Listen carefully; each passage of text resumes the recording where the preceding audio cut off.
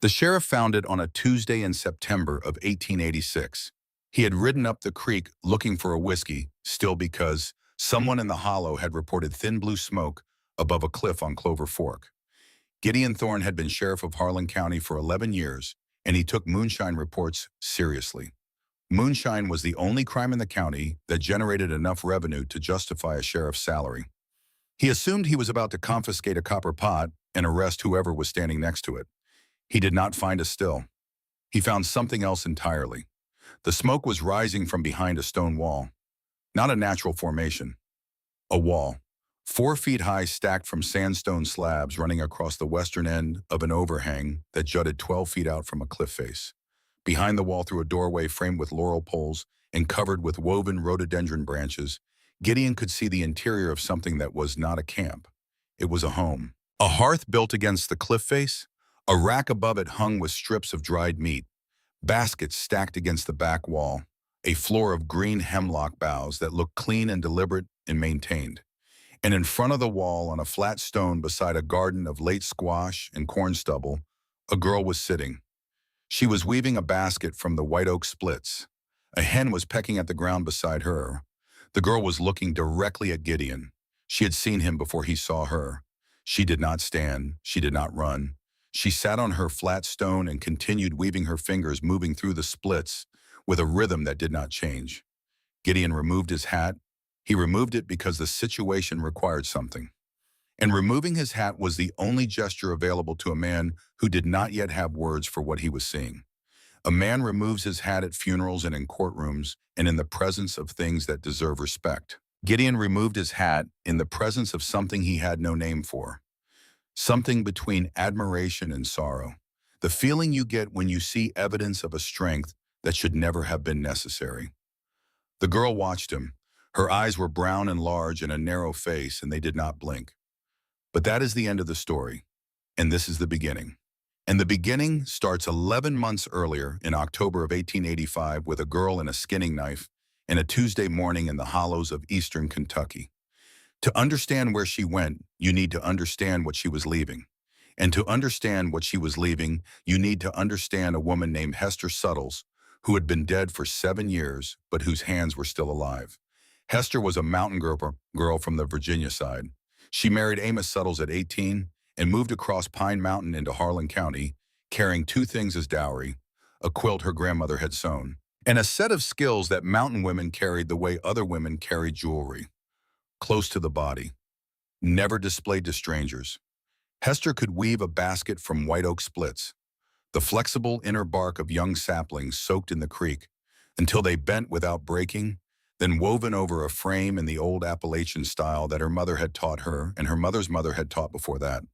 A chain of hands reaching back through generations like a rope anchored somewhere in the deep past. She could set a rabbit snare from wire and read a creek the way a preacher reads scripture, knowing where the cress grew and where the fish held and where the crawdads hid under flat stones in the shallows. She knew which plants fed you and which ones killed you and which ones did both, depending on the season and the part you ate. She could look at a hillside in April and see dinner where another woman would see weeds. And she could look at a creek in October and see the places where a fish trap would catch enough trout to smoke for a week. The knowledge behind this seeing was not learned from books or taught in schools. It was passed hand to hand through a line of women who had been feeding families from these mountains since before the Revolution. Calla was 8 years old the last time Hester taught her anything. They were sitting beside the creek behind the cabin on a September afternoon. The water ran low and clear over the gravel beds. The sycamores were beginning to turn.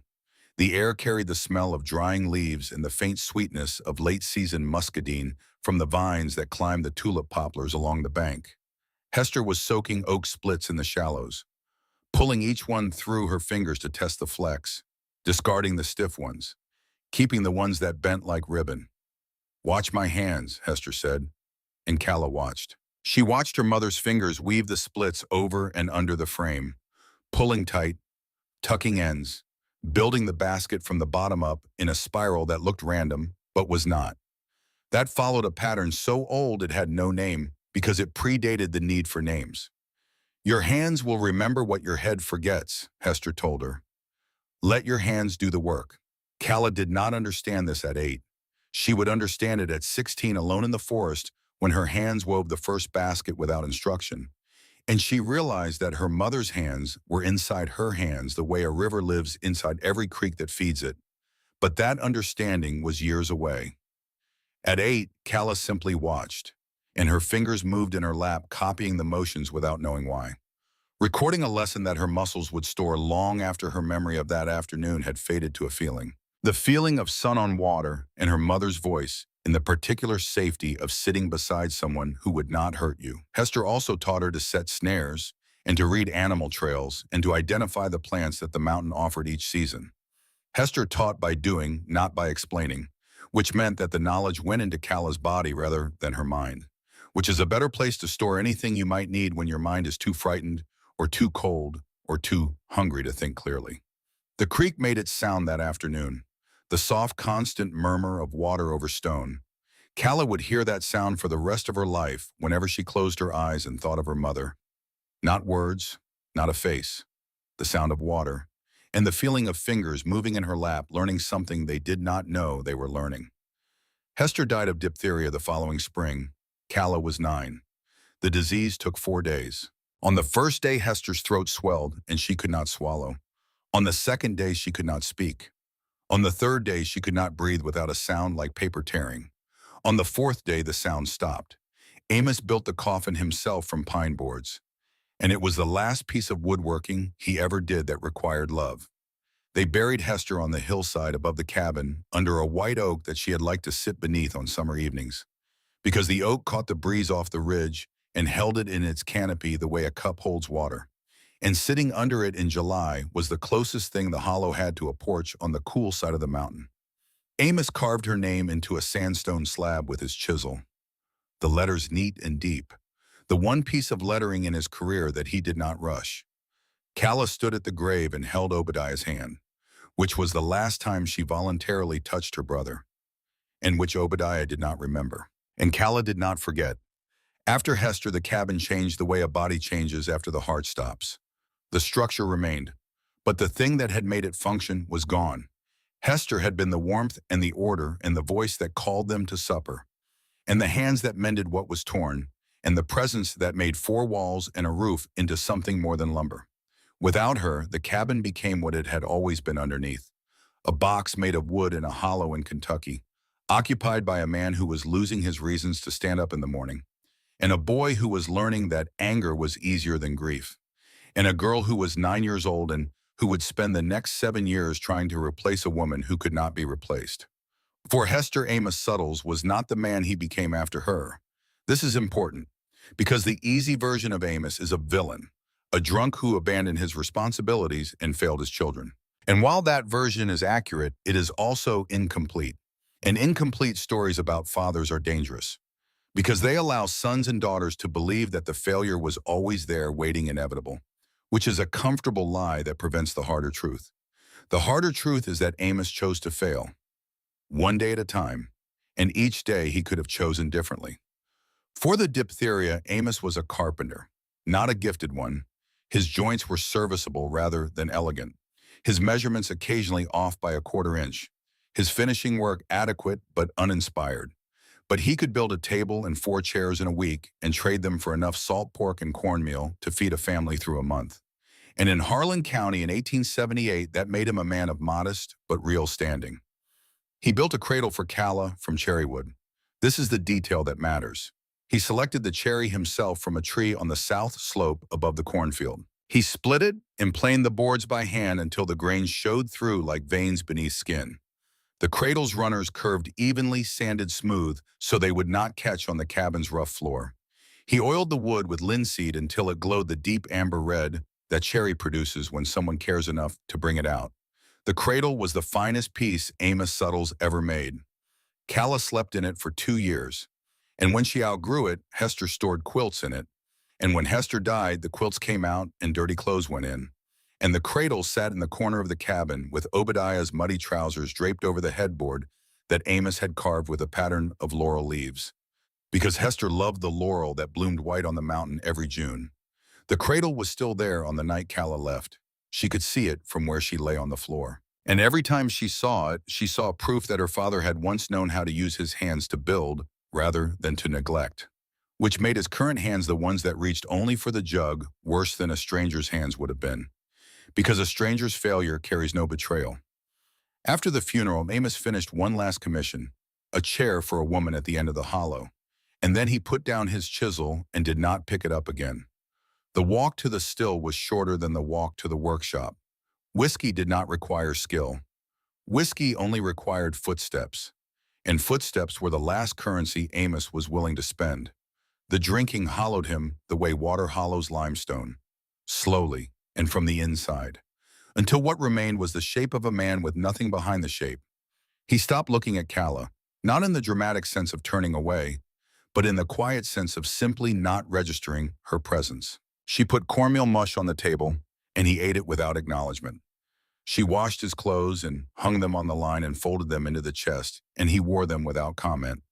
She patched the holes in his shirts and mended the seams of his trousers and kept the fire lit and swept the floor and carried water from the creek. And Amos received all of it the way the ground receives rain, without gratitude and without awareness that the rain could stop. Calla had been running the household since she was 11. She was the invisible engine of the cabin, present only through her products: food on the table, clean clothes in the chest, fire in the hearth. The work kept her alive and kept the cabin functional. But it also kept her trapped, because the moment she stopped working was the moment someone would notice her. And being noticed in the Suttles' cabin was never safe, because of Obadiah. Obadiah Suttles was 3 years older than Calla, taller than his father, broader in the shoulders, heavy in the hands. He had inherited Amos's taste for whiskey, but not Amos's response to it. Whiskey made Amos silent. Whiskey made Obadiah loud. Amos drank and disappeared into himself. Obadiah drank and expanded outward, filling the cabin with his voice and his fists and his need to make something smaller than himself feel his size. Calla was that something. Obadiah hit Calla, not every day, not on a schedule, but often enough that Calla's body lived in a state of permanent readiness. The muscles in her shoulders always slightly tensed, her weight always slightly forward on her toes, her eyes always tracking Obadiah's hands the way a rabbit tracks a hawk's shadow. There is a detail about Obadiah that does not excuse him but explains him. When Obadiah was 12 and Calla was 9 in the year after Hester died, Amos still had enough anger left in him to use his fists, and he used them on Obadiah. Not on Calla, who was small and reminded him of Hester and therefore hurt him to look at, but on Obadiah, who was big enough to absorb a blow and who made the mistake of talking back during a period when talking back was answered with knuckles. The beating stopped when Amos's anger burned down to ash, and ash settled into apathy. But by then, Obadiah had learned the lesson that the Suttles' cabin taught. The larger person hits the smaller person. That is how the world works. And when Amos stopped being the larger person, Obadiah became him. 3 months before Calla left on a night in July, Obadiah came into the kitchen drunk. Calla was washing the pot with her back turned. She heard him before she saw him. The heavy footfall, the scrape of his boot heel on the dirt floor, the particular looseness in his stride that meant the whiskey had reached his legs. She did not turn around. Turning around meant facing him, and facing him meant making eye contact. And making eye contact with Obadiah when he was drunk was an invitation that Calla had learned through experience to decline. Obadiah grabbed her braid, the long dark braid that hung to the middle of her back, and pulled. Not a tug, a pull, hard and sudden, the kind that jerks your head backward and puts your throat toward the ceiling and sends a shock of pain from your scalp down through your spine into your legs. Calla went down. Her knees hit the dirt floor. Obadiah laughed. He let go of the braid and walked out, and the laugh followed him out the door and into the night. And Calla heard it fading down the path toward the creek where Obadiah went to relieve himself. And the distance between the laugh and the pain was the distance between her brother's world and hers, which was the distance between a person who hurts and a person who is hurt.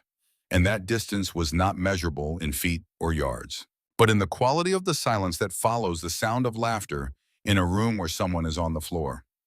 Calla lay on the floor and looked at the ceiling. The roof leaked. Rainwater from the previous week had left dark stains on the underside of the boards, and a single drop fell from a crack between two planks and landed on the dirt floor 1 hand's width from her face. That night after Amos and Obadiah were asleep, Calla took the skinning knife from the shelf above the hearth and cut the braid off at the jawline. The knife was sharp. She kept it sharp because a dull knife is more dangerous than a sharp one, which is something Hester had told her, and which applies to tools and to people in equal measure. The braid came free in one cut. It lay in her hand like a dead thing, heavy and limp, and she held it for a moment and felt the weight of it. And the weight was not the weight of hair, but the weight of the last part of herself that Obadiah had been able to grab. She put the braid in the fire. It curled and blackened and threw off a smell like burning feathers. And then it was gone. And the fire did not care what it had eaten, and neither did Calla. She touched the back of her neck where the braid had hung. The skin there had not felt air in years. It was pale and tender, and the night air moving across it felt like cold water.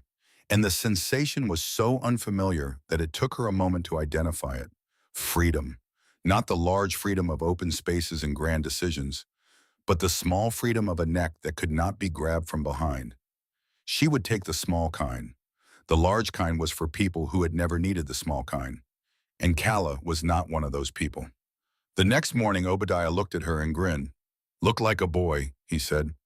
Calla did not answer. She was sharpening the skinning knife on the flat stone beside the hearth, drawing the blade across the surface in slow, even strokes. And the sound of steel on stone was the answer that Obadiah was not smart enough to hear. On the last night, the night before the Tuesday, Calla put cornmeal mush on the table for supper. It was a small pot, enough for 3 if each person took 1 portion. The mush was thin because the cornmeal was running low, and Calla had been stretching it with water for a week, and no one had noticed, because no one in the Suttles' cabin paid attention to the quality of the food, only to its presence or its absence. The cabin was quiet in the way it was always quiet at supper. The quiet of 3 people who have nothing to say to each other and who sit at the same table not because they want to, but because the table is the only flat surface in the room and eating requires a flat surface. Amos was in his chair at the head. Obadiah was on the bench along the wall. Calla was standing by the hearth. Because there were only 2 seats, and the 2 seats had been claimed by the 2 people who claimed things. And Calla was not a person who claimed things. She was a person who provided them. Obadiah ate his portion, then reached across the table and took the pot. "That is mine," Calla said. It was the first time she had spoken aloud during a meal in months. The words came out flat and clear. Not angry, not pleading, just a statement of fact, as plain as the table between them. Silence. Obadiah looked at her. Amos did not look up from his cup. Obadiah stood. He lifted the edge of the table and flipped it. The pot hit the floor. The mush spilled across the dirt. Obadiah's cup rolled against the wall. Amos's cup stayed in Amos's hand, because Amos's hand was wrapped around it with the grip of a man holding the only thing he cared about. Obadiah stood over Calla. His right hand was closed. He did not swing. He just stood there, fist clenched, looking down, letting her know that he could, that the distance between his fist and her face was a distance he controlled. And he was choosing in this moment not to close it, but the choice was his, always his. Amos did not look up. Calla picked up the pot. She wiped the dirt off with her sleeve. She set it back on the cold hearth. She did not cry. That is the detail that matters most. She did not cry because Calla had passed through the crying stage years ago. Crying requires the belief that someone will hear. Calla no longer believed. That night she lay on the floor, which was her sleeping place, because the bed was Amos's and the pallet was Obadiah's, and the floor was what remained. And she looked through the cracks between the roof boards at the stars, and she packed the canvas sack, skinning knife, coil of snare wire, flint and steel, tin pot, wool blanket, pouch of dried corn. She did not pack shoes. She owned shoes. Obadiah's old brogans, 3 sizes too large. Walking 15 miles uphill in shoes that did not fit was worse than walking barefoot, which she had been doing since April, and which had given her feet a layer of callus thick enough that the creek stones and laurel roots did not bother her. The decision to leave was not an explosion. It was the quietest moment of Calla's life. She looked at Amos asleep in the chair with the cup still in his hand. She looked at Obadiah asleep on the pallet with his boots on, because Obadiah never took his boots off and the pallet smelled of leather and sweat and whiskey. She looked at the cold hearth and the leaking roof and the cherry cradle in the corner with the laurel leaves carved into the headboard. Then she looked at the door. The door was not locked, because no one in the Suttles cabin had ever imagined that Calla would walk through it. She was the one who stayed. She was the floor and the fire and the food. She was the thing that kept the cabin running. And things that keep cabins running do not leave. The way a hearth does not stand up and walk out of a house. That is what Amos and Obadiah believed without knowing they believed it. Calla stood. She picked up the canvas sack. She opened the door. She stepped through it, and she closed it behind her without a sound. The way water stops being in a bucket when the bucket has a hole. No announcement, no violence, just an absence where a presence used to be. Tuesdays were market days. This detail matters, because market days were the only days that the road between the hollows carried enough traffic for a person to disappear into the movement of wagons and walkers and mules loaded with sacks of cornmeal and bundles of tobacco, and not be noticed missing until the traffic stopped and the road went quiet and someone at home realized that the person who had gone to market had not come back. Calla did not go to market. She walked past the market road without turning, kept walking north into the timber, up the drainage of Clover Fork, through the laurel thicket that lined the creek like green walls, and into the part of the mountain that the people of the hollow called the back. The back was a roadless expanse of old-growth forest and sandstone cliffs, and narrow ravines that ran for 15 miles along the spine of Pine Mountain without a cabin or a clearing or a fence or any evidence that human beings had ever considered the place worth claiming. The back was not wilderness in the romantic sense. It was wilderness in the practical sense, meaning the soil was too thin for farming, the slopes too steep for logging, the water too seasonal for mills. And the only people who went in were hunters who came back the same day, because staying overnight required a comfort with solitude that most people in the hollow did not possess. Calla possessed that comfort. She had been solitary since Hester died, raised in a cabin where the only safe place was the space inside her own silence. She had learned early that solitude was not loneliness but safety, the absence of threat, the presence of quiet, the luxury of a space where the only voice was her own and the only hand that touched her was the one at the end of her own arm. The walk took her past the house at the head of the hollow, a small cabin with a goat pen and a garden and a porch where Prudence Adkins sat most mornings, watching the road with the patient attention of a woman who believes that what you see depends entirely on whether you bother to look. Prudence was 63, a widow who lived alone and kept goats and kept her eyes open. The kind of woman that every small community has, the one who sees everything, not because she is nosy, but because she pays attention, which in a place like Harlan County is a form of conscience that the community depends on and resents in equal measure. Calla saw Prudence on the porch as she passed. Prudence saw Calla. Neither spoke, but Prudence noticed the canvas sack, and Prudence noticed the direction, north instead of east toward the market. And Prudence filed these observations in the place where she stored all the things she noticed, which was deep and well organized, and which would produce results 7 days later when the observations matured into a suspicion that could not be ignored. Beyond the Atkins place, the hollow narrowed, and the road became a trail, and the trail became a creek path, and the creek path became the creek itself. Calla walked in the water, because the water left no footprints, and the water led north, and north was all she needed. The hemlocks closed overhead. The laurel thickened on the banks. The sounds of the hollow, the distant hammer of someone building the bark of a dory, the creak of a wagon wheel fell away one by one, until the only sound was water over stone and her own breathing and the soft, regular impact of her bare feet on the creek bed. She did not tell anyone she was leaving. She did not leave a note. She was 16 years old, 5 feet 4 inches tall, thin in the way that girls are thin when meals are irregular and portions are determined by who reaches the pot first. With dark brown hair cut short to her jawline and brown eyes that were large and watchful in a narrow face, she carried everything she owned on her back and nothing she needed in her heart, because the things she needed, safety, silence, the right to eat her own food and sleep without listening for footsteps, were not things that the Suttles cabin had ever provided. The creek bent east around a sandstone bluff. The timber opened into a small cove where the sun reached the forest floor and ferns grew thick between the rocks. Calla stopped walking. She looked back down the creek. The water ran clear and shallow over the gravel. The hemlock stood dark against the morning sky. Nothing moved. No footsteps followed. No voice called her name. She was alone. And for the first time in 7 years, alone felt like the right thing to be. 3 days passed before Amos noticed she was gone. 3 days of no food on the table and no clean clothes in the chest. On the first day, Amos assumed Calla was at the creek washing clothes. On the second day, he assumed she was at the garden. On the third day, there was nothing left to assume. And the emptiness of the cabin, which had always been empty in the ways that mattered, became empty in the ways that did not require interpretation. No fire in the hearth, no water in the bucket, no pot on the table. The cabin was not a home without Calla. It was storage for two men and their habits. And the habits without the girl who had been managing their consequences began to accumulate like dirty water in a stopped drain. It took the absence of her laborer to make Amos aware of her existence, which tells you everything you need to know about what her existence had been. Amos sent Obadiah to look. Obadiah walked to the market road and asked if anyone had seen his sister.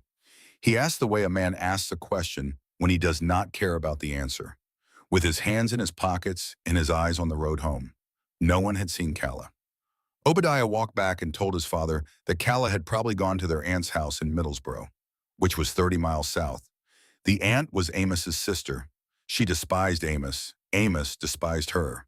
The contempt was mutual and comprehensive and extended to anyone connected to either party. Calla had never visited this aunt. The aunt had never invited her. But Obadiah said it because saying it required no effort and no follow-up. And Amos accepted it for the same reason. The explanation was a lid placed over a hole that neither man wanted to look into. And it held because neither man pushed on it. A week later, Prudence Adkins came to the cabin. She stood in the doorway and looked at Amos, who was sitting in his chair with his cup, which was the only posture Prudence had seen him in for 3 years. "Where is the girl, Amos Middlesbrough?" "Her aunt's place. I sent word to your sister last week. She says she has never seen the girl."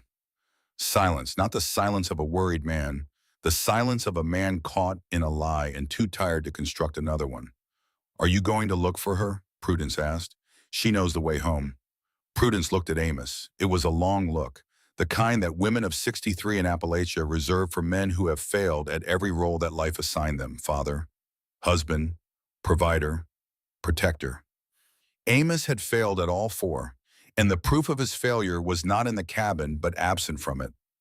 Somewhere on the mountain or beyond it, barefoot and carrying a skinning knife. Prudence turned and walked out. She did not go to the sheriff. She thought about it. Gideon Thorne was a fair man, and Prudence trusted him as much as she trusted anyone with a badge, which was not entirely but enough. But she knew what would happen. Gideon would find Calla if Calla could be found, and Gideon would bring her back to Amos, because the law said that a 16-year-old girl belonged to her father, regardless of whether her father deserved her. And Amos was the reason Calla had run. So Prudence did what women in the hollows have always done when the law is useless and the situation is urgent and the only available tool is their own two hands. She packed a small bundle: cornmeal wrapped in cloth, a piece of salt pork, a twist of dried apple. And she walked to the edge of the forest where the hollow met the base of Pine Mountain, where the trail up Clover Fork began, and she hung the bundle from a low branch at the trailhead, where anyone walking north into the timber would see it. She did not know if Calla was in the back. She did not know if Calla was alive. She hung the bundle because not hanging it meant not sleeping. And Prudence Adkins at 63, with a dead husband and no children, and a herd of goats that needed her alive and functional each morning, could not afford another sleepless night. She went home.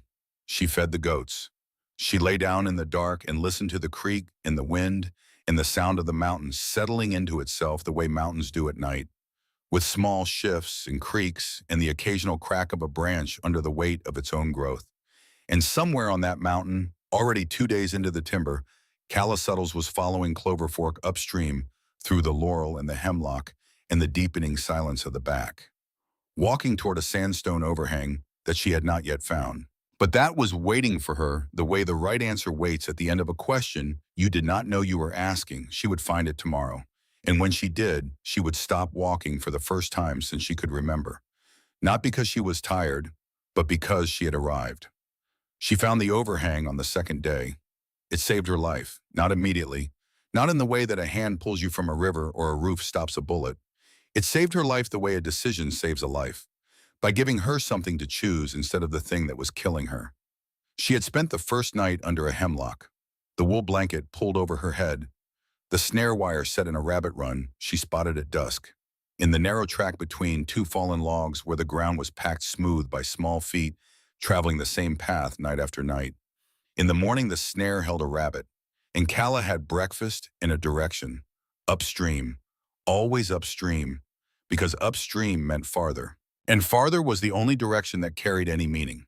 The overhang was a shelf of rock jutting 12 feet out from a cliff face, 40 feet long, 12 feet deep. The cliff behind it vertical and dry and facing south, which meant it caught the sun from mid-morning to late afternoon. The bench below was flat and covered with dry leaves and protected from rain on three sides. The cliff behind, the overhang above, and a natural rock wing on the east side where the cliff face curved forward and created a partial wall. Only the west end was open, and the west end faced the creek, which ran 20 feet below the bench down a gentle slope of mossy stones. The overhang stopped her, not by force, by recognition. The sudden understanding that the thing in front of you is the thing you were looking for before you knew you were looking. She had lived 16 years under a roof that let the rain through and that no one repaired. And the overhang above her was 40 feet of sandstone that would not leak in 10,000 more years. She understood the value of that roof the way only someone who has never had a good one can understand it. Instantly, completely, in the body rather than the mind. The overhang was a house. It needed walls and a fire and a floor. But the roof was already there. And the roof was the hard part. Kala had never built anything in her life. But she had spent 16 years watching things fall apart. And that is an education of its own. Because a person who knows how a thing fails can reverse the process and learn how a thing holds.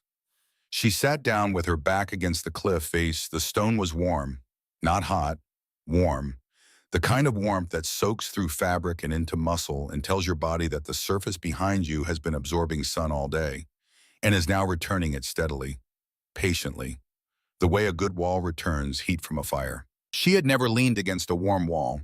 The walls of the Suttles' cabin were pine boards with gaps between them, and in October those gaps let in a draft that made the wall colder than the air. She sat against the warm stone, and she did not move for a long time.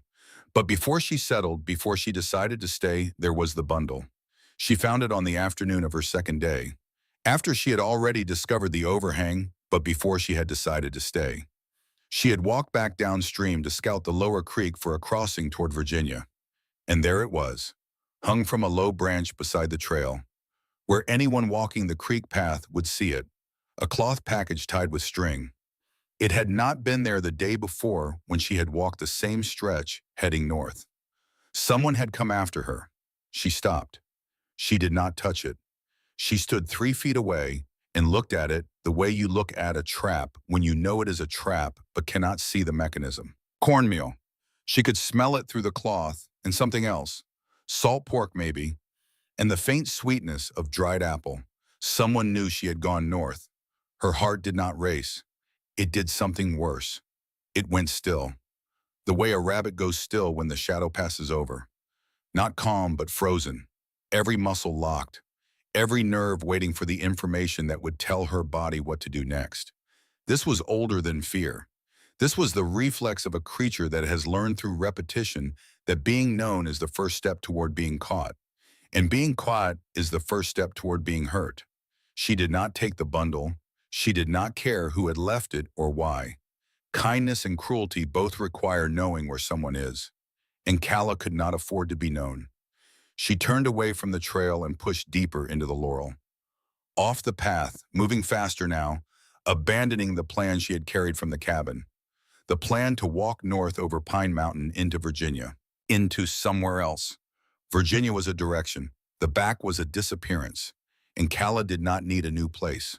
She needed no place. She needed the kind of absence that even kindness could not find. She returned to the overhang, and this time she did not think about Virginia. She thought about the shelf of rock above her, the 40 feet of sandstone that had not leaked in 10,000 years. And she dropped the canvas sack on the bench and made her decision. She would stay. She would build. She would become the kind of absence that no one could find, not because she was hidden, but because she was no longer the person they were looking for. That person had walked into the back with a canvas sack and a skinning knife and a body full of fear. The person who would walk out years later would be someone else entirely. Someone whose hands remembered what her head had forgotten. Someone whose feet knew the mountain the way a creek knows its bed. Someone who had stopped listening for footsteps because there were no footsteps left to hear. But that person was years away. For now there was only a girl on a bench of stone, looking up at a roof that did not leak, feeling the warmth of the cliff against her back, and understanding for the first time in her life that the thing she had been looking for was not a place, it was permission. Permission to stop running, permission to start building, permission to become someone who did not need permission from anyone. The sun moved across the overhang, the shadows lengthened on the bench, the creek made its sound below. And Calla Suttles, 16 years old, barefoot alone, carrying everything she owned and nothing she needed, sat against the warm stone and began to plan. She would build the west wall first. She built the west wall first. Sandstone slabs, flat pieces weathered from the cliff face and scattered across the bench and the slope below it. She carried them one at a time, choosing the flattest and most uniform, stacking them dry without mortar, fitting the irregular edges together the way a child fits puzzle pieces, by trial and rotation, and the patience that comes from having nowhere else to be. The wall rose slowly, 4 feet across the open western end of the overhang. It was not plumb. It leaned slightly inward at the top, which by a mason's standard was a defect, but by a structural standard was an advantage, because the inward lean made the wall self-bracing and resistant to the west wind that came up the creek drainage every afternoon. She left a gap for a doorway and framed it with laurel poles, over which she wove a mat of rhododendron branches, the thick evergreen leaves overlapping like shingles. Not a door, but it blocked wind and rain and the line of sight from the creek below. Blocking the line of sight mattered most. The floor she swept clean of leaves and debris and covered with hemlock boughs. The flat, fragrant branches layered 6 inches deep, soft enough to sleep on, insulating enough to keep the cold of the stone bench from seeping upward into her body at night. The boughs smelled of resin, clean and sharp, and the smell filled the shelter and became, over the weeks that followed the smell, she associated with a word she had never been able to use for the Suttles cabin. Home. The hearth she built against the cliff face, flat stones stacked into a fireback that angled slightly forward, directing heat into the shelter rather than straight up. Behind the fireback, the cliff face itself became part of the heating system. Sandstone is thermal mass, hundreds of tons of it stretching back into the mountain, absorbing heat from the fire and from the sun that struck the face above the overhang. The daily fire heated the stone. The stone held the heat. The stone released it through the evening and into the night, slowly, steadily, so that the back wall of the shelter stayed warm to the touch even when the air outside dropped below freezing. The smoke rose along the cliff face and dispersed above the overhang, invisible during the day, a thin blue thread at dusk and dawn. This is how the shelter worked, and this is the last time the explanation needs to be given. From here forward, the shelter simply was. It held heat. It blocked wind. It kept dry. The engineering was Calla's, assembled from instinct and observation and the accumulated knowledge of a girl who had spent 16 years studying how buildings fail. But the shelter itself was now a fact, not a project, and facts do not require repeated justification. The days accumulated. Each morning she rose at first light and rebuilt the fire from coals she had banked the night before. She ate whatever she had cooked the previous evening, and she went out to check the snare lines. 6 lines on the slopes above the shelter, each running along a different animal trail, each set with a wire loop staked to a root or a driven stick. She checked them at dawn because dawn was when the rabbits moved, and a rabbit in a snare that is not checked promptly will be eaten by something else.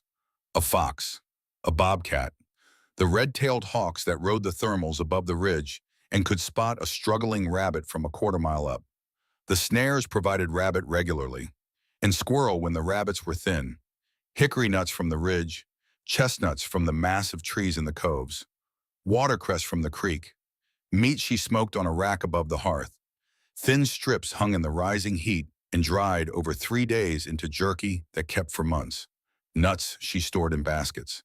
The baskets came from her hands, white oak splits, soaked in the creek until they bent without breaking, woven over a frame in the spiral pattern that rose from the base without instruction. Her fingers knowing the weave the way a creek knows its bed.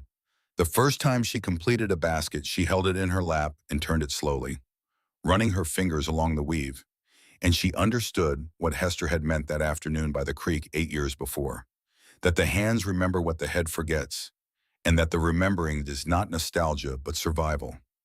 The basket was proof that Hester was not entirely gone, that something of her mother lived on in the way Calla's fingers moved through the splits, in the angle of the weave, in the tightness of the tuck, in the spiral that looked random but was not.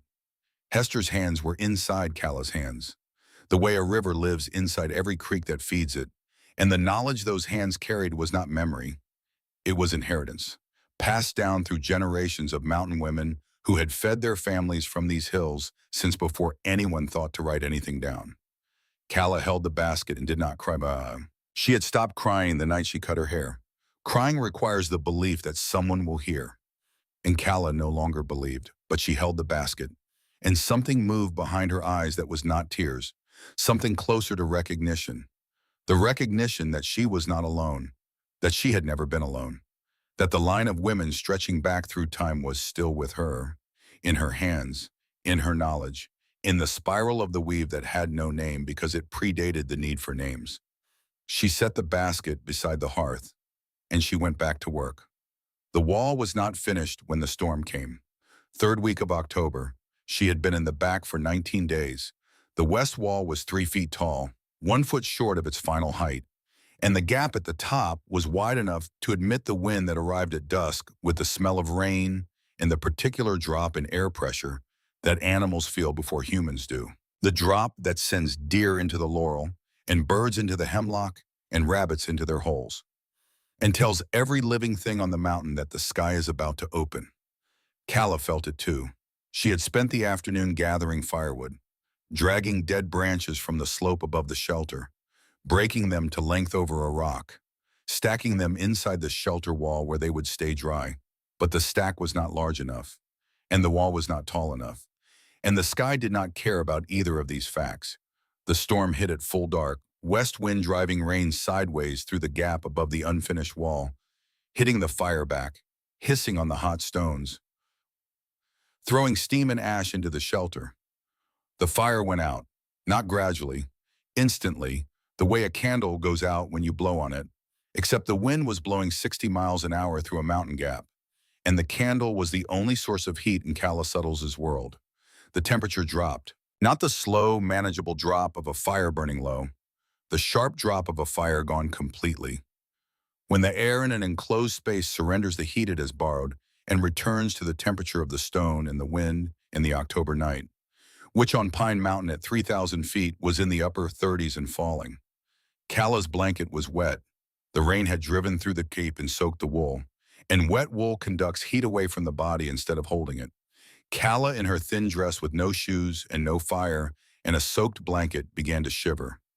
Not the mild shiver of discomfort, the deep involuntary shiver that begins in the core and radiates outward through the limbs. The body's last mechanical defense against hypothermia, the muscles contracting rapidly to generate heat the way an engine burns fuel. Except the engine was a 104-pound girl who had not eaten since noon, and whose fuel reserves were measured in hours, not days. She thought about the cabin. The Suttles' hearth was poorly built and poorly maintained, and it smoked when the wind came from the north. But the cabin had 4 walls. 4 walls and a door that closed, and a roof that, even leaking, kept the rain from falling directly on the person sleeping below it. For the first time since leaving, Calla doubted. Not the decision. The decision was sound. But herself, she was 16, barefoot, alone in 15 miles of wilderness. And the wall she was building had not been finished in time. And the mountain did not care about her reasons for being here. The mountain did not know she was running from anything. The mountain only knew that she was small and cold, and that small, cold things on mountains in October do not always see November. She heard Hester's voice. Not really, not a hallucination or a ghost, just the memory of a voice rising up from somewhere deep in her chest, the way water rises from a spring, unbidden and clear. Your hands will remember. But her hands were shaking too hard to remember anything. She crawled to the eastern corner of the shelter, where the natural rock wing curved inward and created a shallow alcove, a depression in the cliff face just large enough for a body drawn into itself. She pressed her back against the stone. The stone was still warm, not from the fire which had not reached this corner, but from the day's sun, stored and released in the slow, patient way that the mountain did everything. She pulled dry hemlock boughs from the floor and packed them around her body, creating a layer of insulation between herself and the air, the way a bird packs down between its feathers and its skin. She curled into the alcove, and she shook. She did not sleep. She counted, 1 to 100, then back to 1, then up again, a rhythm that gave her body a signal that someone was still inside it. Someone was still in charge. Someone was still deciding to continue. Counting was not warmth, but counting was will, and will was the fuel that the shivering could not burn. The rain stopped before dawn, the wind dropped, the sky cleared, and the temperature fell further into the low 30s. But the falling temperature meant the moisture was leaving the air, and dry cold is survivable in ways that wet cold is not. She rebuilt the fire at first light. Her hands were clumsy, and the flint struck poorly, and the tinder was damp, and it took 20 minutes to get a flame. 20 minutes during which Calla Suttles, 16 barefoot alone, kneeling on a stone bench on Pine Mountain in the last week of October 1885, came closer to dying than she would ever come again. The fire caught. The heat returned. She ate the last of the smoked rabbit from her snares and felt the warmth enter her stomach and radiate outward through her blood. And she understood something that the night had taught her, something she would carry for the rest of her life. Fear is not the opposite of courage. Fear is the fuel. The night had been the fear. The morning was what she did with it. She finished the west wall that day, did not stop to rest, did not eat again until the last stone was in place and the gap was closed, and the wind which had returned by afternoon hit 4 feet of stacked sandstone instead of an opening. And the sound it made changed from a howl to a murmur. And the murmur was the sound of something that could not get in. November hardened the ground and stripped the trees. December brought the real cold. Single digits on the ridge, teens in the hollow of the creek, and the constant dry wind that the back channeled through its ravines with a sound like slow breathing. Calla's shelter held. She burned 8 to 10 pounds of deadfall per day, dragging branches from the slopes around the shelter in the gray light of early morning, breaking them to length over a rock, stacking them inside the shelter wall where they stayed dry. The interior stayed warm. The cliff face returned its heat through the night. She was not cold. She was not hungry. Her days took on a rhythm that she had never experienced in the Suttles cabin, the rhythm of work that was entirely her own.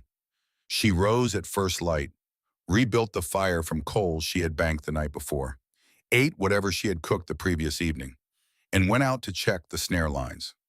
6 lines on the slopes above the shelter, each running along a different animal trail, each set with a wire loop staked to a root or a driven stick. She checked them at dawn because dawn was when the rabbits moved.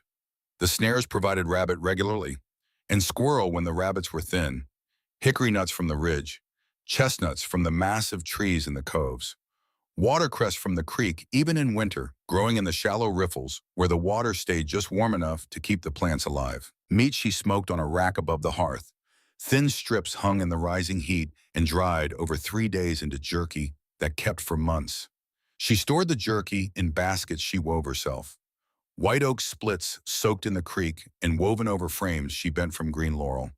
The baskets multiplied, one for jerky, one for nuts, one for dried berries, one for the snare wire she was not using, one for the extra flint she had found on the ridge, one for the feathers she collected from the kills of hawks and owls, because feathers made good insulation and good fletching and good fire starters when stripped from the quill and packed into a tinder bundle.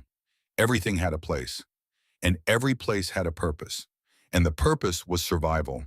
And survival was no longer a question. It was a fact. January was the hardest month, not because of the cold which the shelter handled, but because of the dark. The sun dropped behind the western ridge at 4 in the afternoon and did not clear the eastern ridge until 8 in the morning. 16 hours of darkness. And even for a girl who had made peace with silence, 16 hours is a long time to sit with nothing but a fire and the sound of your own breathing. She began talking to herself in December. Not a sign of madness, a sign of necessity.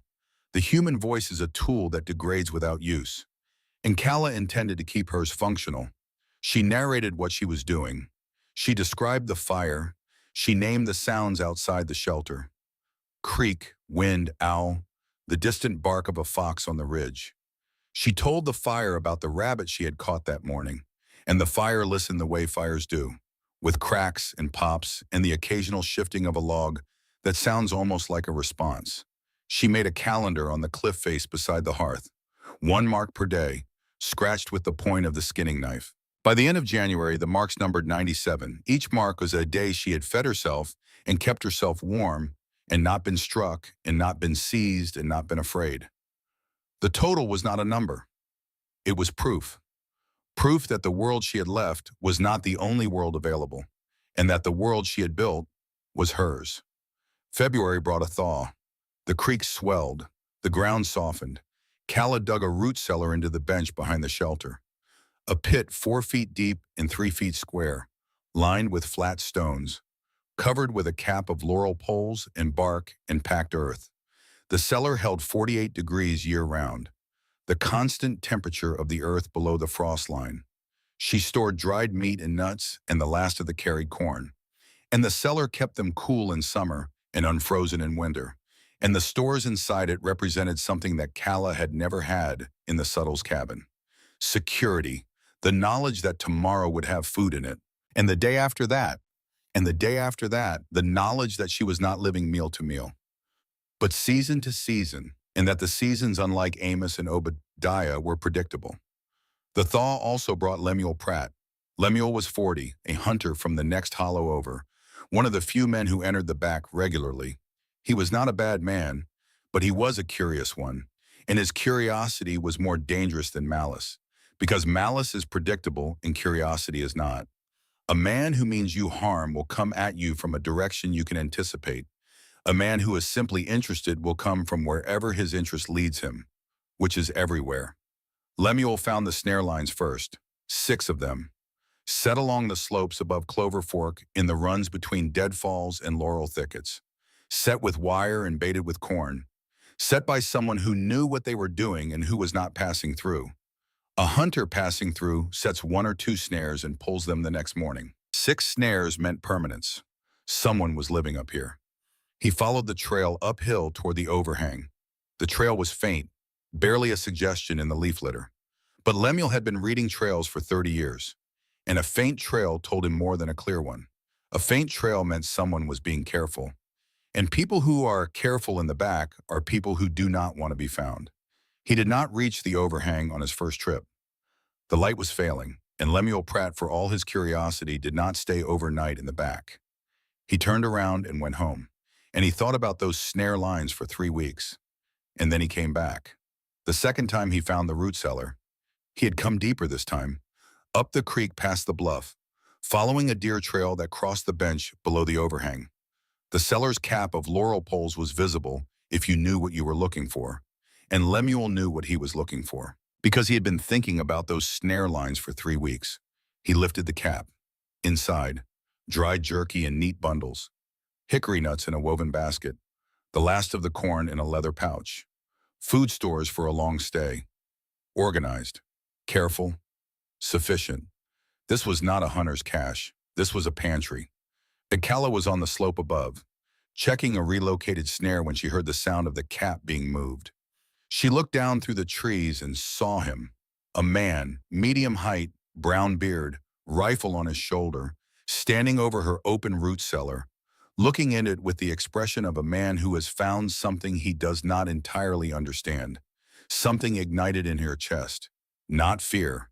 She was finished with fear as a response to men standing over things that belonged to her. What she felt was territorial, a hot, clean anger that she had never felt in the Suttles' cabin, because nothing in the Suttles' cabin had been hers. The food in that cellar was hers. She had trapped it and smoked it and stored it. The cellar was hers. She had dug it with her hands and lined it with stones she carried from the creek. This man was touching what she had built. And the feeling that produced was not the feeling of a girl being threatened. It was the feeling of an owner being trespassed upon.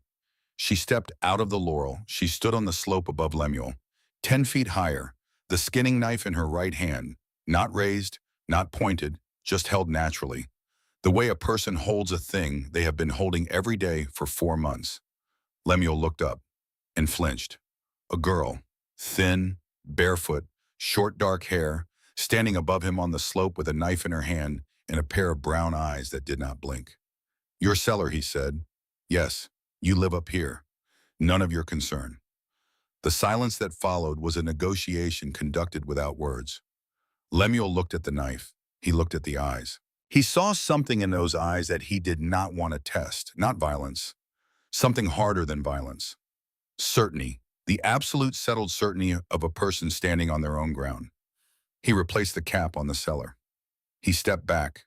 He walked down the slope toward the creek without turning around. And Calla watched him go until the sound of his boots on the creek stones faded to silence. And the silence became hers again. She moved the cellar that afternoon, dug a new one deeper in the forest, farther from the shelter, under a blown-down hemlock where the root ball provided natural cover. She changed her daily routes, never walking the same path 2 days in a row, never approaching the shelter from the same direction, never leaving a pattern that a curious man could read. The ease she had begun to feel in January, the 97 marks of accumulated safety, retreated. She was listening again, scanning the slopes, checking for boot prints. But something had changed in the composition of her vigilance. At the cabin, she had been listening for danger inside her own home. Here she was guarding her home from the outside. The posture was the same. The meaning was entirely different. For she had been prey in a cage. Now she was a sentry at a wall. Lemuel Pratt went back to the hollow after his second trip into the back. And he did what Lemuel Pratt always did with interesting information. He shared it. Not maliciously, not with intent. He shared it the way a man shares a story over whiskey. Because the story is unusual and the whiskey is flowing and the audience is listening.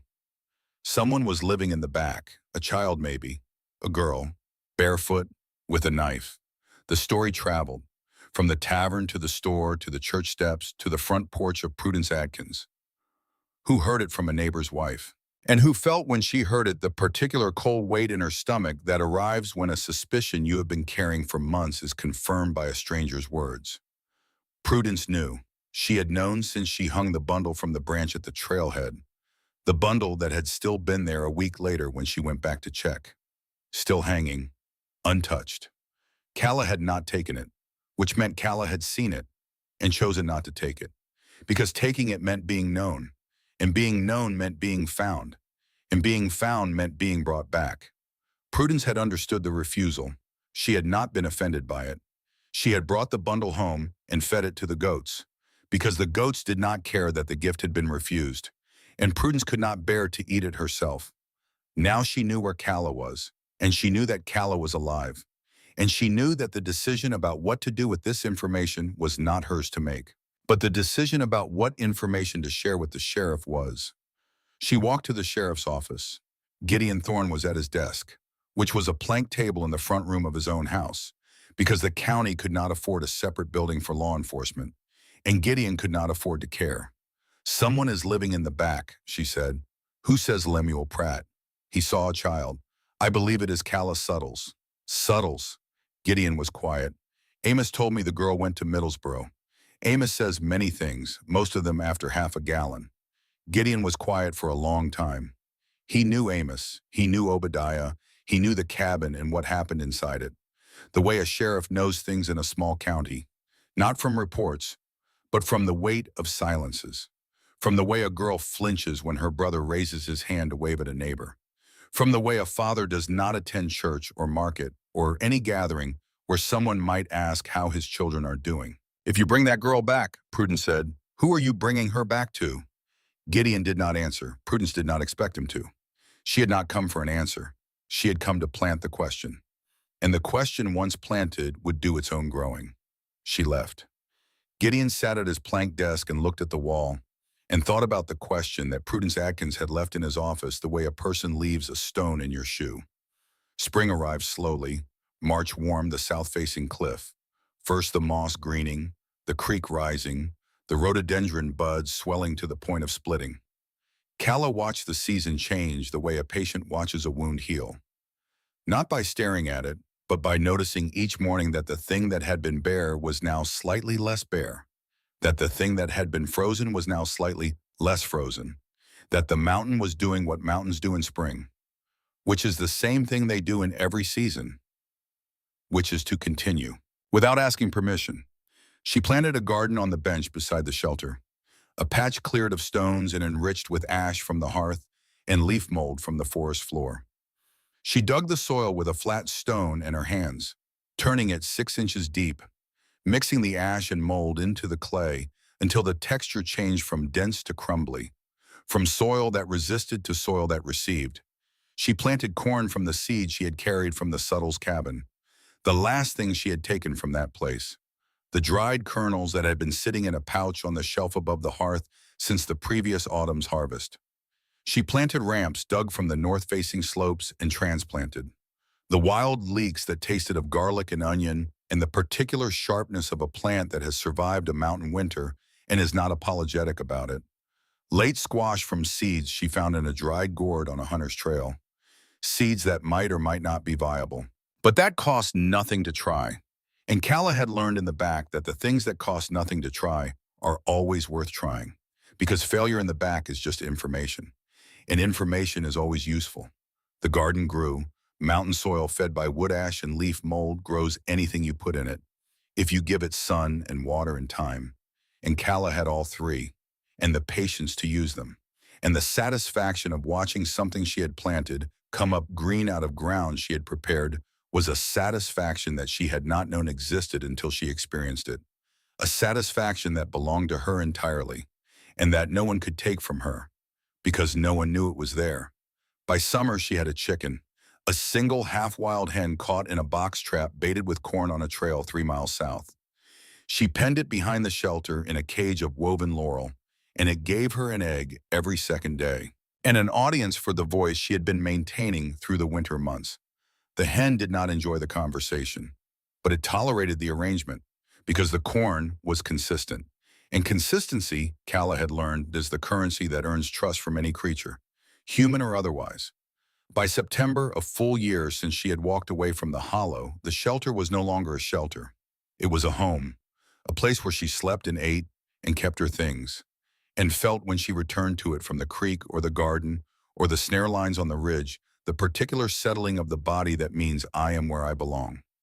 The marks on the cliff face beside the hearth now numbered over 300, each one cut with the same knife that she had taken from the shelf above the Suttles' hearth on a Tuesday night a year ago.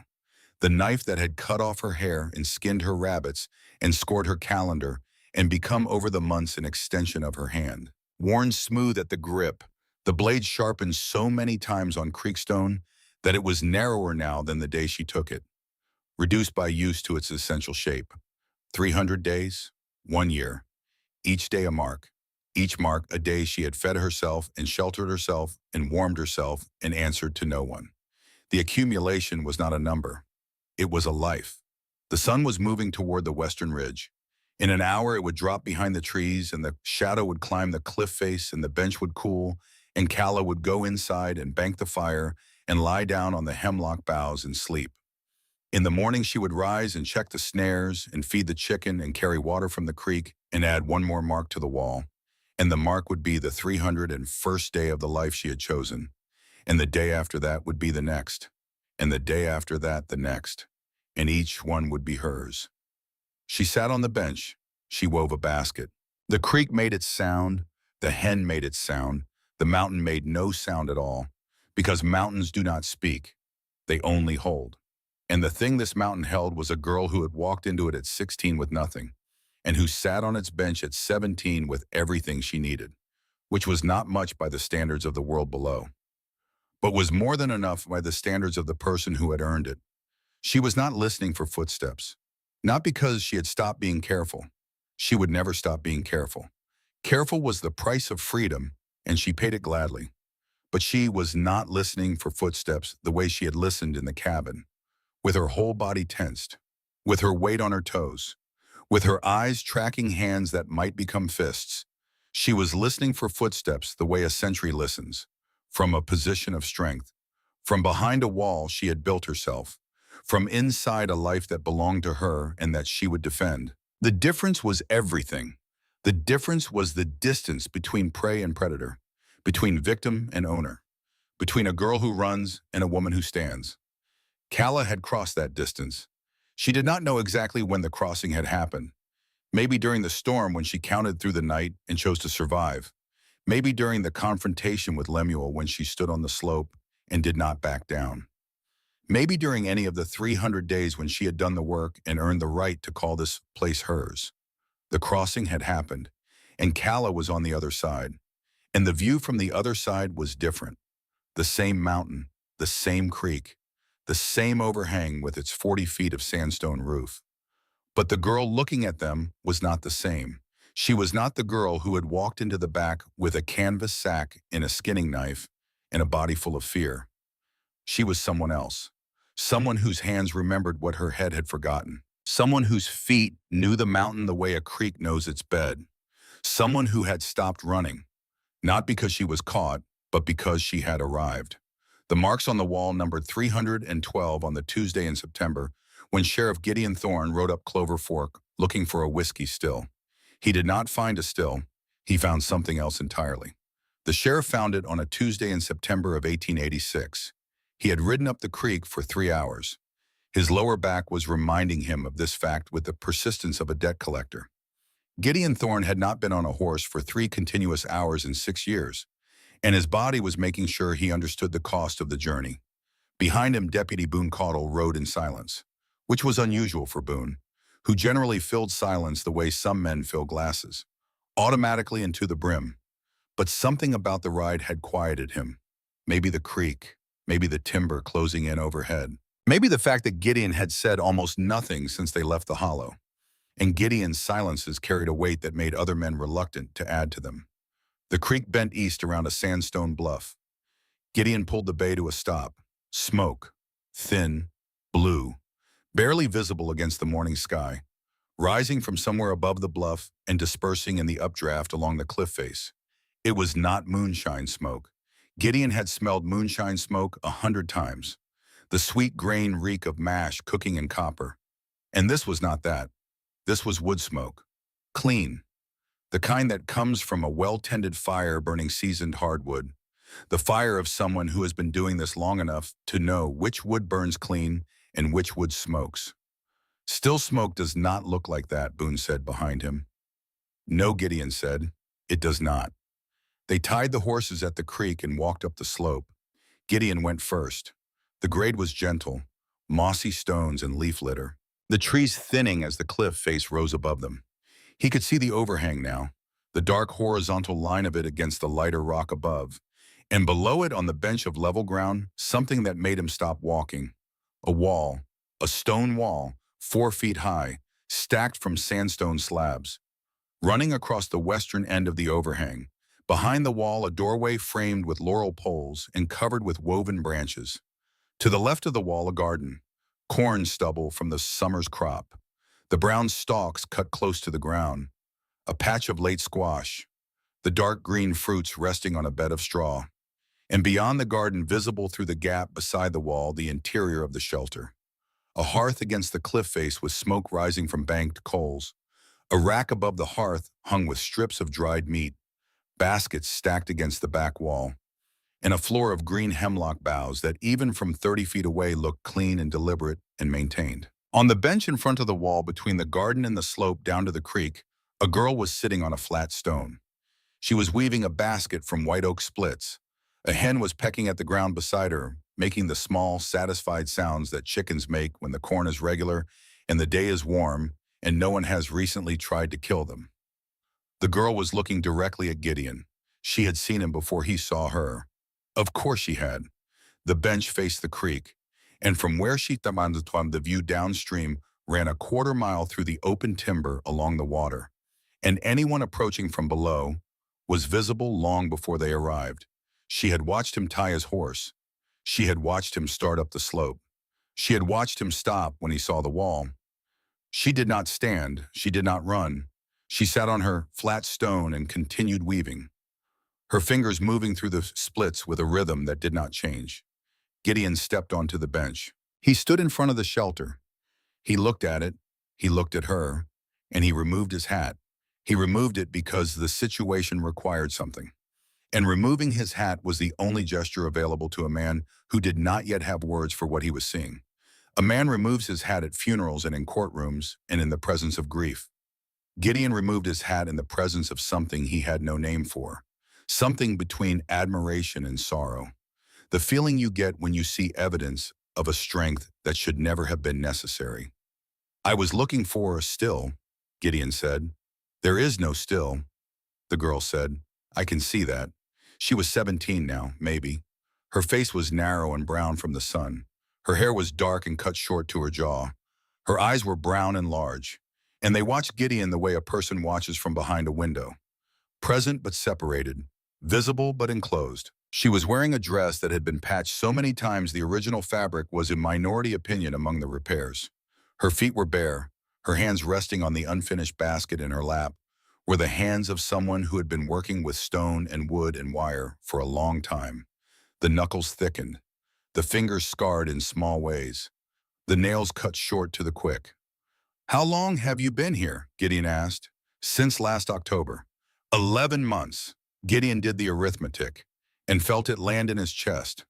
A 16-year-old girl, 17 now, had been living alone on this bench for 11 months, fed herself, housed herself, survived a winter that had killed 2 grown men in Harlan County, one from exposure on the Middlesboro Road and one from a fall on an icy slope above the river. She had done it alone, in bare feet, with a skinning knife and a coil of wire. Nobody had known, nobody had looked. Nobody had asked a question that required an answer more complicated than she probably went to her aunt's in Middlesboro. Who built that wall? Gideon asked. He knew the answer. He asked because he needed to hear her say it. I did. The hearth? I did. The garden? I did. Gideon looked at her hands again. Then he looked at her eyes. And in her eyes he saw the thing he had been afraid of seeing and hoping to see at the same time. The fear was gone. Not suppressed, not hidden. Gone. Replaced by something that Gideon recognized because he had spent 31 years trying to build it in himself and was not sure he had succeeded. Sovereignty. The settled, unperformative ownership of a person who is standing on ground they have earned. The last time he had seen Calla Suttles' eyes 2 years ago at the market, Obadiah had been gripping her arm and pulling her through the crowd, and her eyes had held the look that Gideon knew from his own childhood. And from the mirror above the wash basin in the room where he had grown up, the room where his father came home from the mine and drank and used his fists on whoever was closest and smallest. The look that says, I know who in this room is the most dangerous, and I am calculating the distance to the door. Calla's eyes did not hold that look anymore. The calculation was finished. She had reached the door. She had gone through it. She had built her own room on the other side. Your father told me you went to your aunt. My aunt has never met me, I know. She told me so. A silence. Not uncomfortable. The silence of 2 people who have arrived at the same understanding from different directions and do not need to narrate the arrival. Gideon looked at the shelter one more time, at the stonework and the woven door and the smoke rack and the garden and the single hen and the girl with the short dark hair who had built all of it, with a skinning knife and a set of hands that had learned to weave baskets from a mother who died when the hands were 9 years old. He saw the marks on the cliff face beside the hearth, rows of them, scratched into the sandstone with a knife point, running in lines across the wall, hundreds of marks. He counted a section, multiplied, over 300, each one a day, each day a mark that said, I am still here. I fed myself. I kept myself warm. I did not die. The marks were not decoration. They were testimony. "Do you want to come back?" Gideon asked. No. The word was not defiant. It was not angry. It was not a refusal in the way that a slammed door is a refusal. It was a statement of position, simple and complete, the way a compass points north. Not because it is arguing with south, but because north is where it is. Gideon nodded. He turned. He walked down the slope toward the creek where Boone Caudle was standing beside the horses, with his arms crossed and a look on his face that Gideon recognized. The look of a young man preparing to say something that he believed was right. "You know you have to bring her back," Boone said. "Do I? She is a minor living outside custodial supervision. Kentucky statute says you have the authority and the obligation to return her to her father's household." "Boone, did you see the shelter?" "I saw it. Could you build it?" Boone was quiet. "Neither could I." Gideon said, "A 16-year-old girl built something that two grown men with horses and wages and tools could not build. You tell me who needs protecting. The law does not ask whether Amos Suttles deserves her. The law says she is a minor and she belongs in his custody. The law also says I have discretion in the execution of my duties. Discretion has limits, yes, and so does the law. And the place where the law's limits and my discretion's limits meet is exactly where we are standing right now, and I have made my decision." Boone opened his mouth, closed it. He looked up the slope toward the overhang, which was not visible from the creek, hidden behind the bluff in the timber. And something moved across his face that was not agreement, but was not opposition either. It was the beginning of a question that would take him years to finish asking.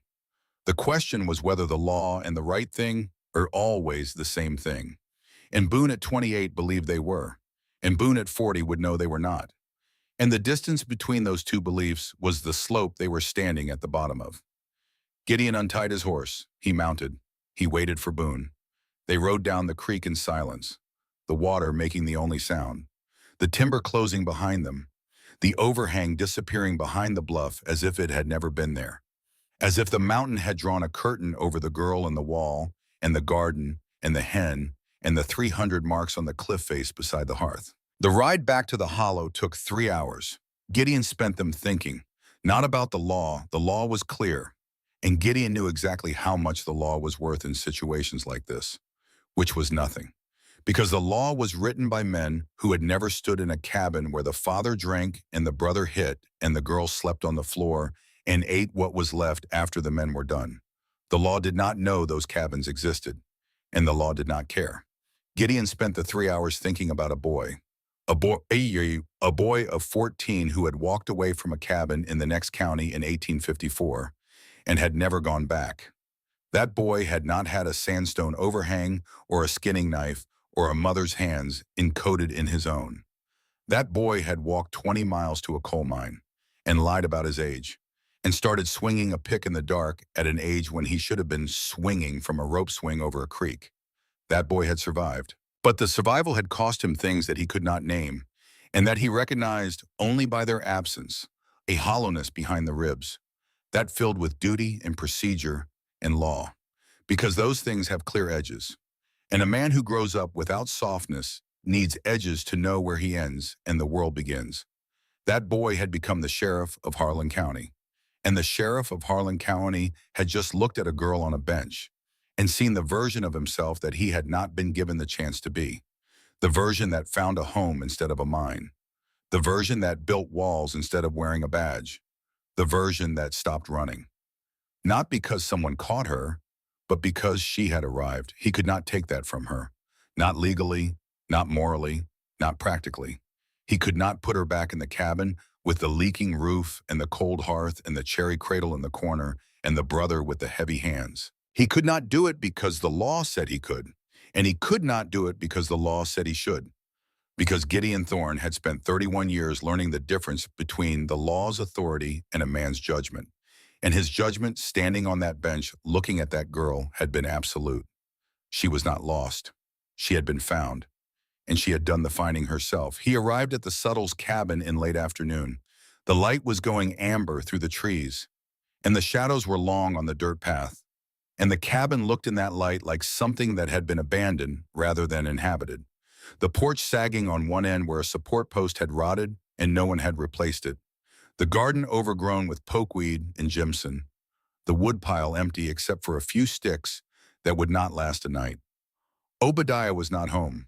Amos was in the chair with the cup. The cabin smelled of sour mash and unwashed clothes, and the particular staleness that accumulates in a house where no one opens the windows, because no one notices the air. Gideon stood in the doorway. He did not enter.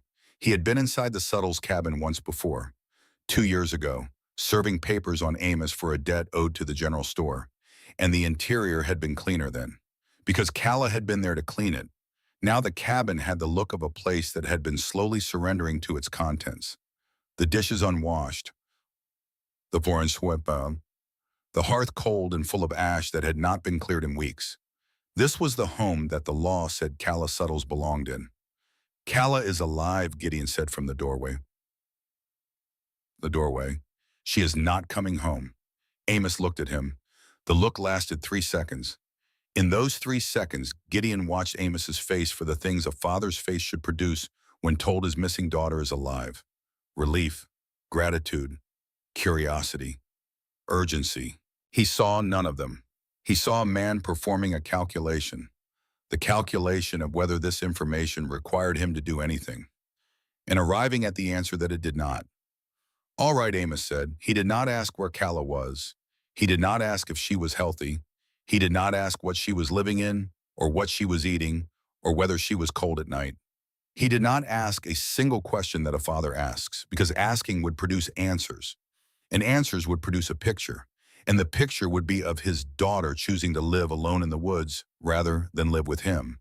And that picture was an indictment that no quantity of whiskey could wash away. So Amos did what Amos had been doing for 7 years. He did not look. He turned back to his cup and drank, and the cup held no answers either. But at least the cup did not accuse him of anything. Gideon stood in the doorway for 10 seconds, long enough to see the cold hearth and the dirty floor and the cherry cradle in the corner. The laurel leaves carved into the headboard still visible under the grime. The finest piece of work Amos Suttles had ever produced, built for a daughter he no longer had the courage to claim. Gideon left. He did not close the door behind him. He felt that the Suttles' cabin did not deserve the courtesy of a closed door. He rode to the Adkins place at the head of the hollow. Prudence was feeding the goats. She straightened when she saw him and put down the bucket and waited. Found her, Gideon said. Is she well? She built a house. The silence that followed was not the silence of surprise. Prudence had spent the past year imagining every possible outcome for Calla Suttles, from death in the forest to a slow walk back to the cabin.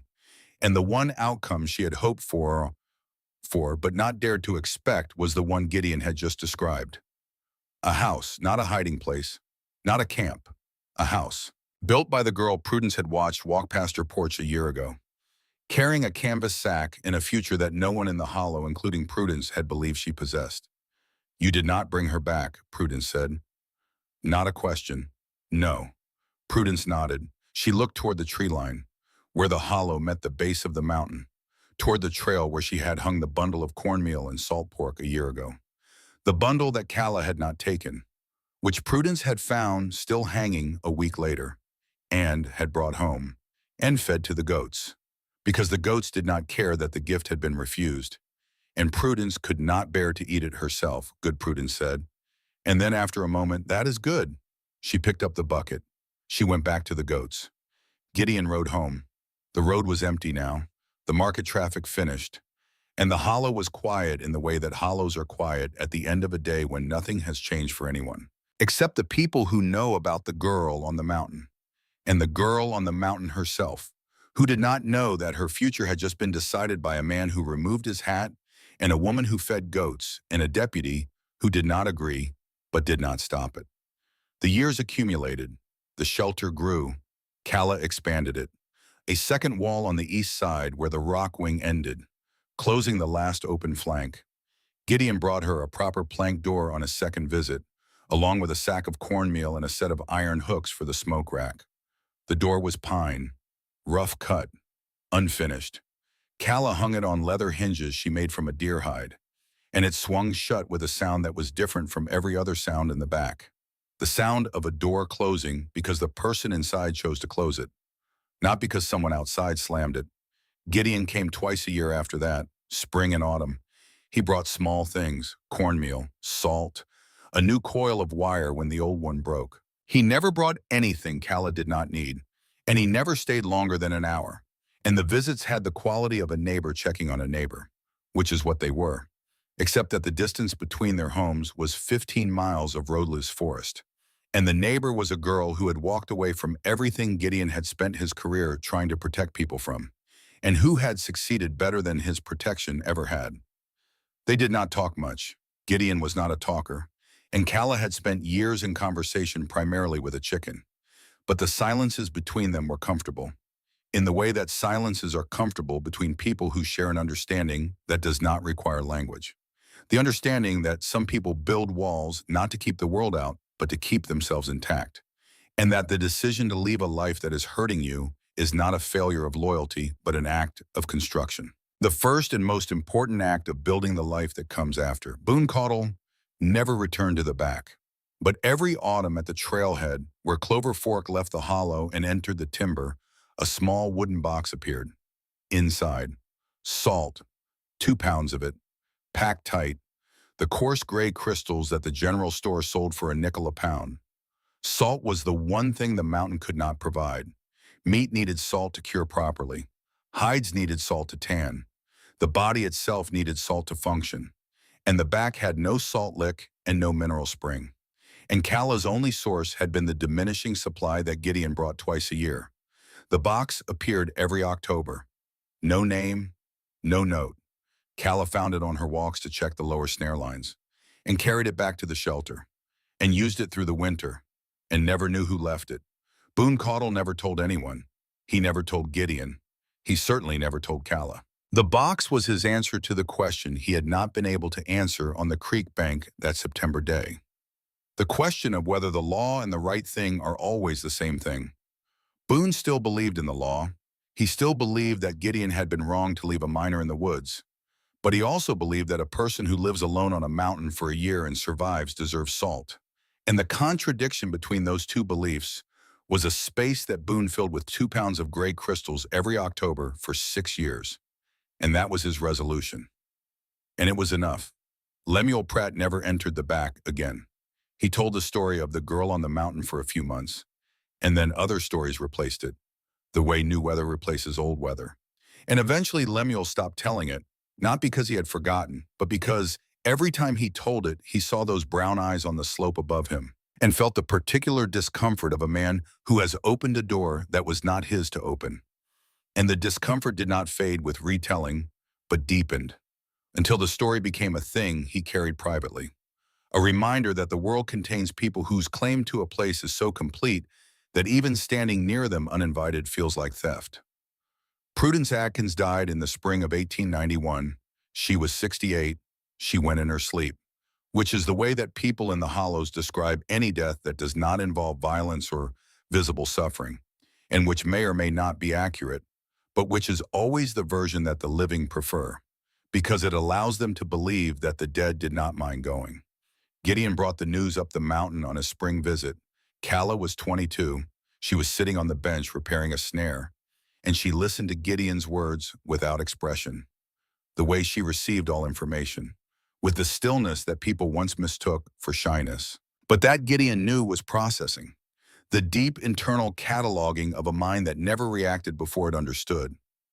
Was she in pain, Calla asked. No, in her sleep. Calla nodded. She did not cry. She had not cried since the night she cut her hair, and she would not cry now. But something moved behind her eyes that Gideon could see, even though he could not name it. Loss, not the explosive loss of sudden death, which Calla had experienced at 9, and which had broken her world in half. A quieter loss, the loss of a person she had never thanked, whose bundle of cornmeal she had not taken, whose kindness she had refused. Because at 16 she could not distinguish between kindness and capture, and who had understood the refusal, and had not been offended by it, and had gone on feeding goats and watching the tree line and keeping her conscience clean in the only way available to a woman with no power and no authority, and no tool except a cloth bundle hung from a branch. Gideon left. The sun dropped behind the ridge. The shadow climbed the cliff face. The bench cooled. Calla went inside and banked the fire. But she did not lie down. She knelt beside the hearth, and she took the skinning knife from the shelf where she kept it, and she scratched a mark on the cliff face. Not a day mark. The day marks ran in rows across the center of the wall. Hundreds of them now. A calendar of survival that had become so long it had wrapped around the corner of the hearth and started a second column. This mark was different. It was a letter. A single capital P small, placed in the lower corner of the wall, where the firelight barely reached, where no one except the person who slept beside the hearth would ever see it. P for Prudence. P for the woman who had asked the question that saved Calla's life. Not by answering it, but by planting it in the mind of a man with a horse and a badge and a memory of being 14 and afraid. P for the bundle that Calla had not taken, but that Prudence had hung anyway, because some acts of love are not diminished by being refused. P for the goats that Prudence fed every morning for the rest of her life, because the goats needed her, and being needed is a form of being loved. And Prudence Atkins had understood that, the way she understood everything, quietly, without announcement, and without expecting anyone to notice. Calla ran her finger over the letter. The sandstone was rough under her fingertip. Then she banked the fire and lay down on the hemlock boughs and slept. And in the morning she checked her snare lines and fed the chicken and weeded the garden and added a day mark to the calendar, and did not look at the P again, because looking was not necessary. Knowing it was there was enough. The years accumulated, the shelter grew, the garden expanded, the snare lines extended, the marks on the wall multiplied. Calla grew into the back the way a tree grows into a hillside, slowly, and from the roots, until the distinction between the person and the place became difficult to identify, until visitors, which meant Gideon twice a year, and no one else, could not tell where the mountain ended and the girl began. She was not the girl who had walked out of the Suttles' cabin with a canvas sack on a Tuesday in October. That girl had been running.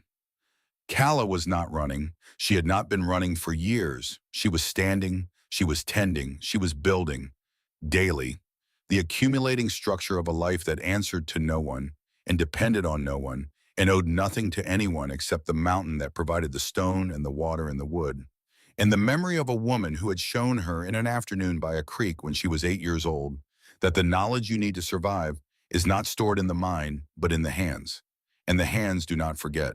She was 23 years old on the September afternoon that closes this story.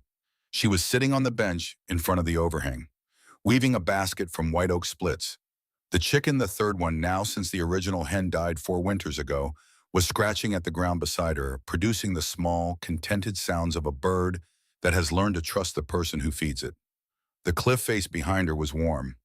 The creek below was low and clear. The garden was heavy with late squash and the last ears of corn. The smoke rack held enough jerky for a month. The root cellar held enough for 2. The marks on the cliff face beside the hearth numbered 2,190, each one carved with the point of the same skinning knife that she had taken from the shelf above the Suttles' hearth on a Tuesday night 7 years ago. The knife that had cut off her hair and skinned her rabbits and scored her calendar, and become over the years an extension of her hand. Worn smooth at the grip, the blade sharpened so many times on creekstone that it was narrower now than the day she took it. Reduced by use to its essential shape, 2,190 days, 7 years, each day a mark. Each mark a day she had fed herself and sheltered herself and warmed herself and answered to no one. The accumulation was not a number. It was a life. The sun was moving toward the western ridge. In an hour it would drop behind the trees, and the shadow would climb the cliff face, and the bench would cool, and Calla would go inside and bank the fire and lie down on the hemlock boughs and sleep. In the morning she would rise and check the snares and feed the chicken and carry water from the creek and add one more mark to the wall, and the mark would be the 2,191st day of the life she had chosen. And the day after that would be the next, and the day after that the next, and each one would be hers. She sat on the bench. She wove the basket. The creek made its sound, the soft, constant murmur of water over stone that she had heard every day for 7 years, the sound she would hear for the rest of her life whenever she closed her eyes and thought of home. The hen made its sound.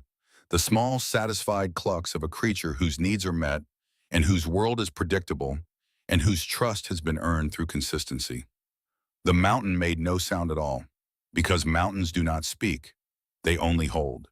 And the thing this mountain held was a girl who had walked into it at 16 with nothing, and who sat on its bench at 23 with everything she needed, which was not much by the standards of the world below, but was more than enough by the standards of the person who had earned it. The late-season warblers were moving south through the canopy, calling to each other in the high, thin voices that meant autumn was arriving and the light was changing and the year was turning toward its end. Calla heard them. She heard the creek. She heard the wind. She heard the hen. She heard the warblers. She heard the small sounds of the mountain settling into evening. But she was not listening.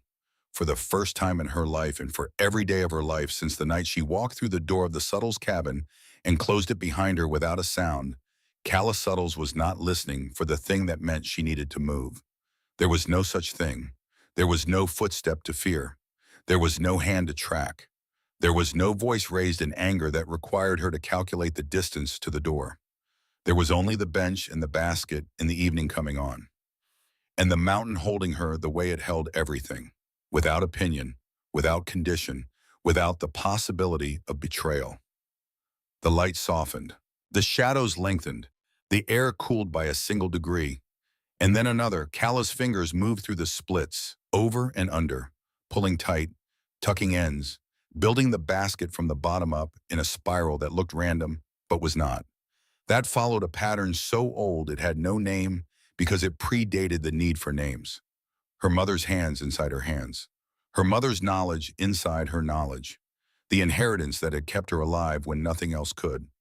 She did not think about Hester often, not because the memory was painful, but because the memory was unnecessary. Hester was not a memory. Hester was in the weave. Hester was in the snare line. Hester was in the way Calla read the creek and recognized the plants and knew which wood burned clean and which wood smoked. Hester was not behind her. Hester was inside her. And inside is not a place you need to look. It is a place you live. The basket grew in her lap. The light continued to fade. The creek continued to murmur. The mountain continued to hold. And Calla Suttles, 23 years old, barefoot alone, carrying everything she owned and nothing she needed, sat on the bench she had chosen and wove the basket her hands remembered. And she was not afraid. She had not been afraid for years. Fear requires the belief that something outside of you controls your fate. And Calla no longer believed. Her fate was in her hands. Her fate was in the wall she had built, and the fire she had tended, and the garden she had planted, and the snares she had set. Her fate was in the 2,190 marks on the cliff face beside the hearth. Each one a day she had survived. Each one a vote she had cast for herself. Her fate was hers. And the having of it, the owning of it, the daily earning of it was not a burden. It was the only freedom that mattered. The freedom to stay or to go. The freedom to build or to rest.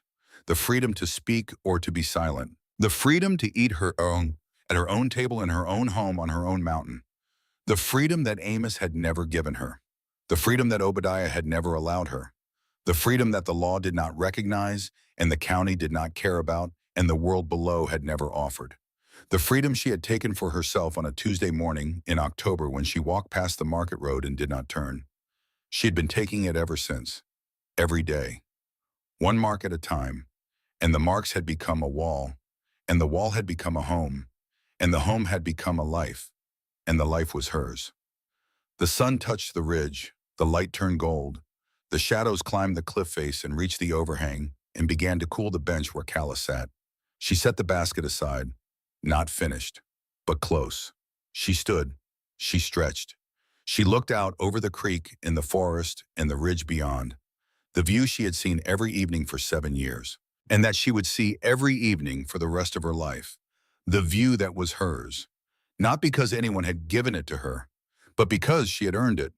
She went inside, she added a stick to the fire, she banked the coals, she lay down on the hemlock boughs that smelled of resin and home, and she closed her eyes, and she slept.